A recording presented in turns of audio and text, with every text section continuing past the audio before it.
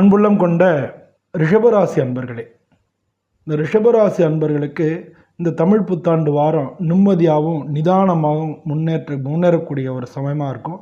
துரோகங்கள் எல்லாமே விலகி உண்மையான உங்களுக்கு ஆதரவாளர்கள் கிடைக்கக்கூடிய வாரமாக இருக்குது. உங்களுக்கு ஆஃபீஸ்ட்டு வேலை அதிகமாக இருக்கும், வேலை போல் அதிகமாக இருக்கும். ஆனாலும் உங்களுடைய திறமையை மேலாளர்கள் உங்களை நல்லா பாராட்டுவாங்க. பிஸ்னஸ் பண்ணுறவங்களுக்கு புதுசாக கற்றுக்கொள்ள வேண்டிய விஷயங்கள் இருக்கும். ஆடம்பரம் இல்லாமல் நீங்கள் செயல்பட வேண்டிய காலகட்டமாக இருக்குது. முதலீடுகள் பண்ணுறது முதலீடு போடுறதுக்கான டைம் இது இல்லை. அதனால் கொஞ்சம் பொறுமையாக இருங்க. நல்ல காலம் வரும்போது முதலீடு பண்ணிக்கலாம். எப்போ எதுலேயுமே கவனமாக இருங்க. ஒரு சின்ன கவனத்தினால கூட பெரிய இழப்புகள் வர்றதுக்கான வாய்ப்புகள் இருக்குது. அரசியல் சம்மந்தப்பட்டவங்களுக்கு கொஞ்சம் சிறிய தடைகள் இருக்கலாம். அதனால் கொஞ்சம் பொறுமையாக இருங்க.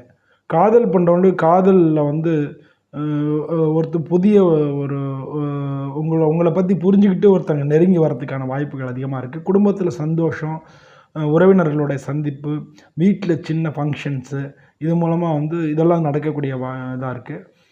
ஆரோக்கியத்தை பொறுத்தவரை சிறுநீரகங்கள் சம்மந்தமாக கழுத்து, மூட்டு வலி, இதெல்லாம் சின்ன பிரச்சனைகள் வரும். அதெல்லாம் நீங்கள் கவனத்தோடு ட்ரீட்மெண்ட் பண்ணிக்கிறது நல்லது. தண்ணி அதிகமாக குடிங்க. ஜெரிமானத்துக்கு எளிமையாக இருக்கக்கூடிய உணவுகளை உட்கொள்ளுங்க. இந்த வாரம் வெள்ளிக்கிழமை அன்றைக்கி மகாலட்சுமிக்கு விளக்கு ஏற்றி வழிபடுங்க. வீட்டில் வடகிழக்கு மூலையில் நல்லா சுத்தம் பண்ணி காலையில் தினமும் ஒரு தீபம் ஏற்றுங்க.